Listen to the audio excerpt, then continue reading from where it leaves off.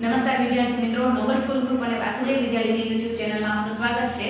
વિદ્યાર્થી મિત્રો, આપણે ધોરણ 4 માં આસપાસ વિષયમાં પાઠ 13 પહોંચ્યા છીએ। તો આપણે એક પહેલા પાઠ સમજીશું। તમે તમારું પાઠ્યપુસ્તક ખોલો અને એમાં પાના નંબર 101 એમાં છે પાઠ 13। પાઠનું નામ છે નદીની સફર। તો તમે તમારા પાઠ્યપુસ્તકમાં ચિત્ર આપેલું છે એ પહેલા ધ્યાનથી જુઓ। એમાં તમને શું દેખાય છે?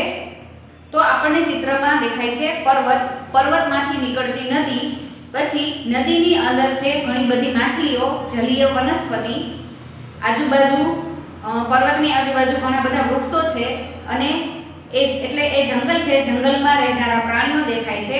પછી જેમ જેમ નદી આગળ વધે છે એમ તમે જોઈ શકો છો કે માછલીની સંખ્યામાં ઘટાડો જોવા મળે છે। પછી ઘર દેખાય છે એટલે ત્યાંથી માનવ વસવાટ શરૂ થઈ ગયો છે। એમાં તમે જોઈ શકો છો લોકો નદીના કિનારે અલગ અલગ કામ કરી રહ્યા છે। નદીના પાણીમાં વાસણ ધોવાનું, કપડાં ધોવાનું, ઢોર ઢાંખરને નદીના પાણીમાં નવડાવવાનું। પછી એનેથી આગળ વધીએ તો તમે જોઈ શકો છો કે ફેક્ટરીઓ, મોટી મોટી ફેક્ટરીઓ નદીના કિનારે છે અને એમાંથી ધુમાડા નીકળી રહ્યા છે। ત્યાર પછી આગળ વધીએ તો નદીની અંદર એક મોટું જહાજ ચાલતું દેખાય છે અને એ જહાજમાંથી ક્રૂડ ઓઇલ, જે ઓઇલ હોય છે અંદર, એ લીક થાય છે, જેના લીધે એ ઓઇલ પાણીમાં ભળે છે અને પછી પાણીમાં રહેનારા જીવોને નુકસાન પહોંચાડે છે। ત્યાર પછી તમે બાજુમાં જોઈ શકો છો મોટી મોટી બિલ્ડિંગો। એ બિલ્ડિંગોનો ખરાબ પાણી એટલે કે રોજબરોજના વપરાશમાં લેવાતું પાણી નદીમાં છોડવામાં આવે છે। તો નદીની સફર, પાઠનું નામ શું કામ નદીની સફર આપવામાં આવ્યું છે? તો કે નદી જ્યાંથી નીકળે છે ત્યાં એનું પાણી એકદમ ચોખ્ખું છે અને અંદર ઘણા બધા જલીય પ્રાણીઓ પણ છે। પછી જેમ જેમ નદી આગળ આવે છે, આગળ વહે છે, ત્યાં માનવ વસવાટ શરૂ થાય છે। ત્યાંથી પાણી ધીમે ધીમે ખરાબ થવા લાગે છે અને શહેરી વિસ્તારમાં પાણી છે એ એકદમ રંગવાળું થઈ ગયું છે। તમે જોઈ શકો છો આ ચિત્રમાં। તો આ ચિત્રમાં આપણે ચિત્રને અનુલક્ષીને જ પ્રશ્નોના જવાબ લખવાના છે। એમાં ચિત્રને ધ્યાનપૂર્વક જોયા પછી નીચે આપણને શબ્દો આપેલા છે કે હોડી, વહેતું પાણી, વાદળા, માછલી, જલીય વનસ્પતિ, નદી, મોટું જહાજ, તેલ, નદી કિનારો, દુર્ગંધ, ફેક્ટરીઓ, કપડાં ધોવા, પ્રાણીઓ, બીજા કામ, બદલાવ અને શહેર। હવે આ બધા શબ્દોનો ઉપયોગ કરીને આપણને નીચે પ્રશ્ન આપેલો છે કે ચિત્ર અને શબ્દોનો ઉપયોગ કરી વાર્તા બનાવો અને તમારી વાર્તાને શીર્ષક પણ આપો।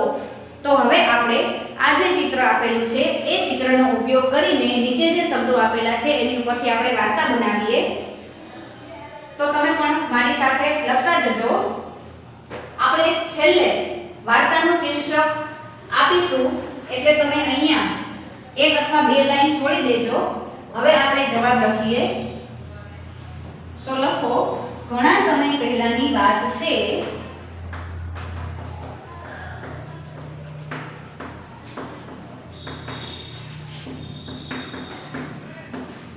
ઘણા સમય પહેલાની વાત છે, પર્વતમાંથી એક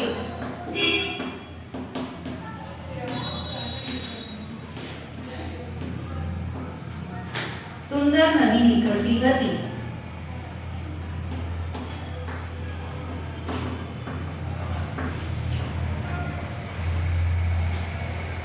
વહેતું પાણી શુદ્ધ હતું, તેનું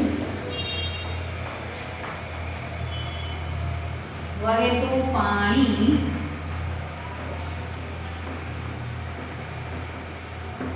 શુદ્ધ હતું। વાદળો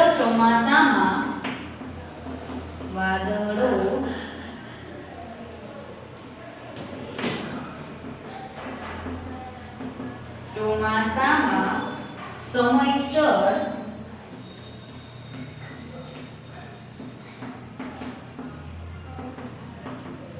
વરસાદ આપતા હતા। નદીમાં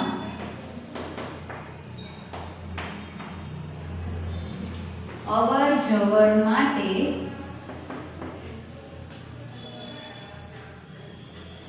હોડી ફરતી હતી।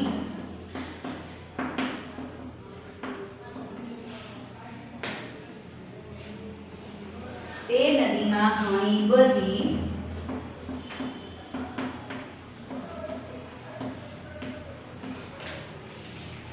માછલીઓ અને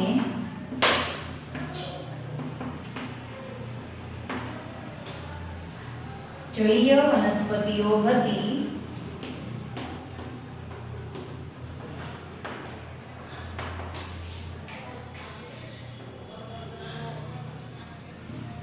થોડા દિવસ પછી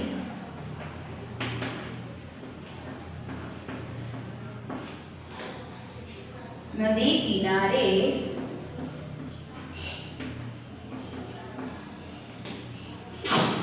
ફેક્ટરીઓ બનાવવામાં આવી.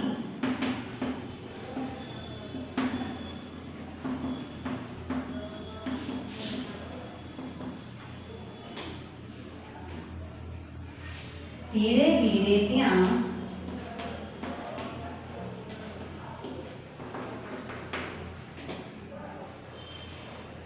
મોટું શહેર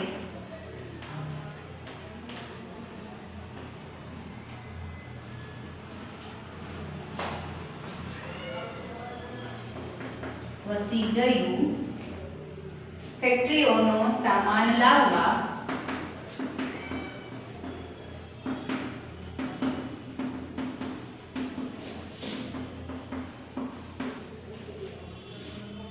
લઈ જવા માટે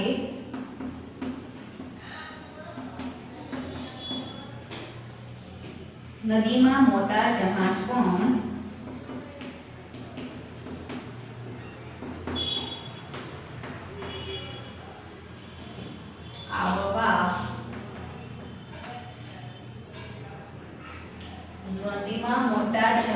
પણ આવવા લાગ્યા. જહાજના તેલ અને અન્ય રસાયણો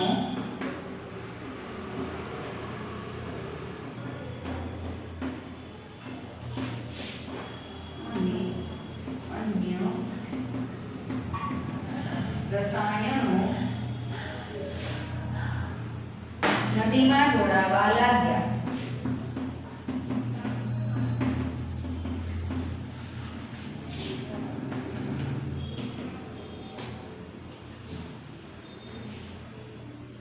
લોકો પોતાના કપડાં અને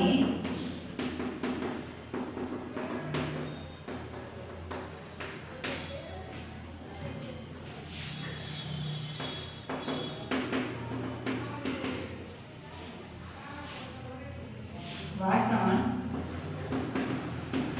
ધોવા લાગ્યા તથા ઢોરને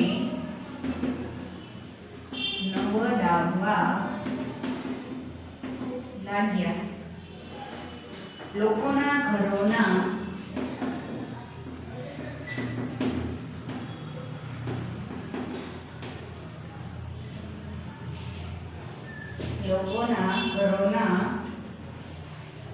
ગંદા પાણીનો નિકાલ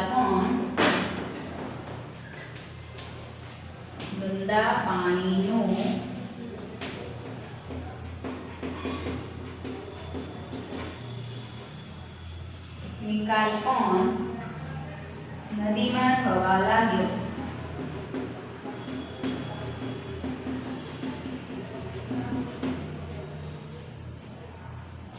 આ ગંદા પાણી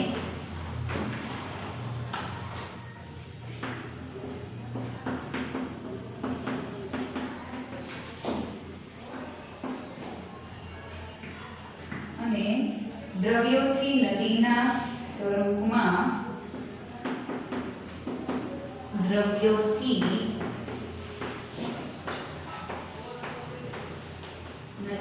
સ્વરૂપમાં બદલાવ આવ્યો.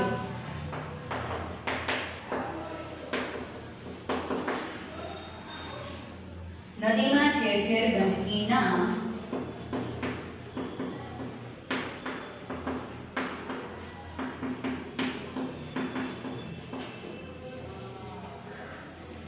થર અને દુર્ગંધ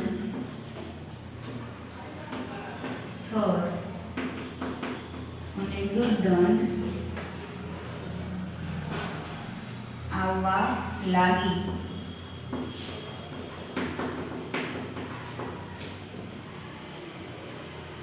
પહેલાની સ્વચ્છ અને સુંદર નદી પહેલાની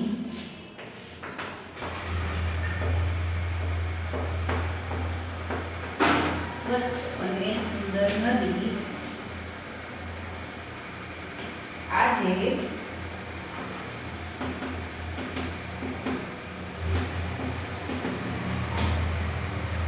પ્રદૂષિત નદી બની ગઈ છે. તો વિદ્યાર્થી મિત્રો, હવે આ વાર્તા ઉપરથી આપણે શીર્ષક આપવાનું છે. તો લખો શીર્ષક વાર્તાનું કે નદીને લાગ્યું ગ્રહણ. ગ્રહણ શું કામ લાગ્યું? કારણ કે પહેલા નદીમાં પાણી હતું, એકદમ સ્વચ્છ હતું અને રંગ વગરનું હતું અને એમાં દુર્ગંધ નથી આવતી. પરંતુ હવે જેમ જેમ લોકો નદી કિનારે મોટા મોટા ઉદ્યોગો સ્થાપતા ગયા અને ત્યાં રહેઠાણ ઊભા થયા, એટલા માટે નદીનું પાણી છે એ ગંદુ થઈ ગયું અને એમાંથી દુર્ગંધ આવવા લાગી. તો તમે આ પ્રશ્નનો જવાબ લખી લો.